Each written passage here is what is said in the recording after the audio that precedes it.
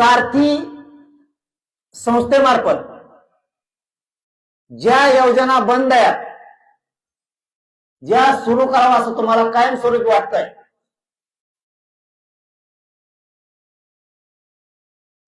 ज्यांना कुणाला माहिती आहे या सारथीच्या योजना बंद आहेत, त्यांनी अर्जासह 28 ऑगस्टला अंतर्वली येऊन बसा. याला जोडून सारथी मार्फत ज्यांनी फायदे घेतलेत पण त्यांना आता त्याचे लाभ देत नाहीत, फायदे देत नाहीत, त्या विद्यार्थिनीचं वाटोळं झालंय, नुकसान झालंय. अशाने सुद्धा 28 ऑगस्टला तुमचं घरांना घेऊन समक्ष या. राज्याला पण दिसू द्या किती मराठ्यांच्या लेकराचं सरकारनं वाटोळं गेलंय, आणि सरकारला दिसू द्या की ह्या पोरांचे खरोखर आपल्यामुळे हाल झाले. हो द्या आता समोरासमोर सगळ्या गोष्टी होत्या, कायमचे तोडगे काढून टाकू. पुन्हा कोणी म्हणायलाच नको की सारथीमधून माझं काम झालं नाही, मला त्याचा फायदा मिळाला नाही, अगोदर दिला नंतर दिला नाही. ते सगळ्यांनी यायचे. आता इथं एक मुलगी आहे, काजल दिगंबर कातोळे नावाची.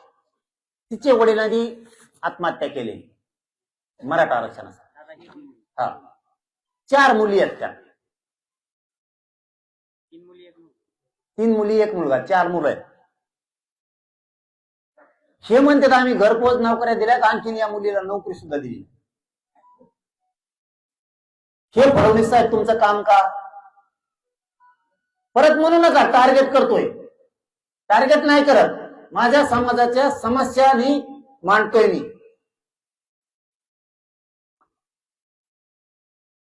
माझ्या समाजाचे दुःख तुमच्या पुढे मांडतोय. कधी देणार तुम्ही? ईडब्ल्यूच्या पोरांचं असंच वाटोळं केलं तुम्ही, एसीबीसीच्या पोरांचं असंच वाटोळं केलं का? माझ्या क्षमता नाही राहिला ऐकून घ्यायच्या. एक पोरग जर पाण्याचं एक विद्यार्थिनी पोरगी जर संपणार असले, तुम्हाला सांगतो आपल्या जिन्याला सुद्धा इथं उभं राहिले जेवढे आहेत ना, आपल्या जिन्यात सुद्धा काय अर्थ नाही. आपला समाज आणि लेकर संपणार असले काय अर्थ नाही. फुकट पांढरे कपडे घालून इकडे तिकडे हिंडणं,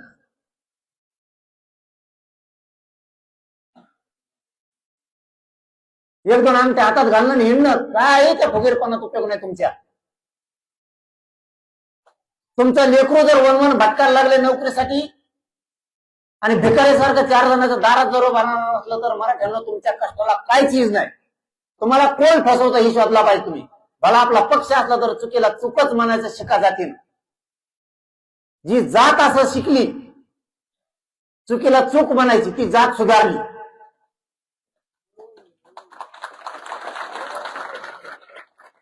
ज्याने पक्षालाच बाप मानलं, जातीला बाप नाही मानलं, ती जात नाही सुधारत. तुम्ही नेत्याचेच पोरं मोठे झाले पाहिजे ही जर भूमिका घेतली तर तुमचे लेकर कायमचे बरबाद होणार आहेत. तुमची जात कवा मोठी नाही होणार. तुमची जात आधी मोठी करा, मग तुमच्या नेत्याला पण मोठा करा. जातीसाठी एकदा तुटून पडा भांडायला. तुमचं सरकार आहे ना, तुम्हीच तुमच्या सरकारला भांडलं पाहिजे. हे दी निवडून मी त्यालाच द्या, त्याही मताचे आहेत आपण. पण तो देणारच नसेल, तो जर विषयाचं ताटच आपल्या लेकरा पुढे ठेवणार असलं तर तुम्हाला सुद्धा गोष्टी कळायला पाहिजेत. व्हॅलिडिटीसाठी एका व्हॅलिडिटीसाठी फोन करावा लागतो 50 वेळेस. का रे बाबा फडणवीस साहेब, आमच्या नोंदी असून आम्हाला कसं काय प्रमाणपत्र नाही? आम्हाला व्हॅलिडिटी कोणत्या ओबीसी व्हॅलिडिटी केली फडणवीस साहेब तुम्ही आतापर्यंत? वंशावळ जुळा ना, महसुली पुरावाच नाही, कुठं वावरच नाही. आता मला सांगा, एखाद्याची नोंद निघाली त्याच्या जन्ममृत्यू त्याच्यावर, किंवा शांत उभा राहा, समाज लय महत्वाचा आहे. तुम्ही मला काही किंमत नाही, तुम्हाला नाही, मला नाही. एखाद्याची नोंद निघाली जन्म मृत्यूच्या याच्यावर, काही काही बैल विकायला गेले, बैलाच्या दाखल्यावर कोणाची कशावर कुंडी आहे, ज्याची नोंद सापडली ना त्याला म्हणतात मोसली पुरावा द्या, त्याला वावरच नाही, त्याची काय चूक आहे? काय राव फडणवीस साहेब, मराठ्यांनाच का फक्त नियम, आणि ज्या जातीचं आरक्षणात बसत नाही त्यांना पोट जाती आणि उपजाती म्हणून तुम्ही आरक्षणात घातल्या. किती हो तुझ्या भाव, किती टार्गेट करून मारणार रे मराठीचे समाजाचे पोरं. जो समुदाय कधीच आरक्षणात बसू शकत नाही त्यांना तुम्ही पोट जाती उपजाती म्हणून आरक्षणात घातलं. आणि आम्हाला विचारतात तो महसुली पुरावा द्या, आता वावरच नाही. तुम्ही त्या 4-5 एकर घेऊन लगेच महसुली पुरावा दाखवतो, मस्त पैसे थोडेसे आलो कारण जरा बाहेर गजत येईल ते वावर नाही ते वावर तरी घेतील. काय त्या पैशाचा उपयोग होऊन द्या काही तुमच्या थोड्याफार, येऊन द्या गोरगरिबाच्या कामाला. मराठी तरी म्हणते ना आम्हाला 2-3 एकर वावर घेऊन दिलं, नाही ते तसंच व्हायचे, जायचे असे कुजून पैसे. एका खेड्यात झालं बघा तसं, एक माणूस लय चिंबूस होता, चिकट लय पैशावर होतं पण चिकट होतं, कोणाला देतच नव्हतं, नुसतं पैसे जमा व्हायचं. पण पैसे चोर नाही म्हणून गंजीत लपून ठेवले. गंज कळत तुम्हाला, बाजारीचे कडब्याचे गंजीत लपून ठेवले, गंजच पेटली. तो पाणी टाका म्हणतच नव्हता, तो फक्त म्हणायचा पलीकडे कोपऱ्यातून वाढा. पलीकडे कोपऱ्यात काय वाढा लोकांना कळा, त्यालाच नाही होतं पैसे येतील. आणि त्याच्या नशिबाने नेमके 8 दिवस पैसे जळले, 8 दिवस राहिले. आणि नुसतं असं म्हणायचा, येड लागलं त्याला ते पैसे घेऊन. आता कारण 8 दिवस जळले कामालाच येणार. तसं फडणवीस साहेब घ्याव दे तुमचे पैसे कामाला, गरीबाचे गंजी गोची ठुले असले तर. गरीबाच्या लेकराला तुम्ही पुरावे मागायला लागले. कायचे पुरावे त्यात जाऊ, लोकांच्या नोंदी नाहीत आमच्यावर, नोंदी आहेत. काही काही जागेवर काय झाले, नोंद सापडली पंजाची,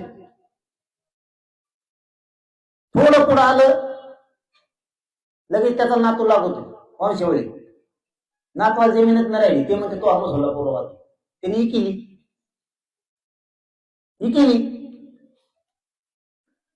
म्हणजे यांच्या थोडक्यात ई केवाय सारखं आहे. केवाय करा म्हणतात ना शेतकऱ्याचे, आता हा केवायसी करा म्हणतात, तशी सिस्टम आहे हे आरक्षणात बी. आपल्या ई केवायसी आमच्याकडे पोरग आलंय करे नाही का. उदाहरण म्हणून सांगतो, आरक्षणाला चिटकून उदाहरण आहे.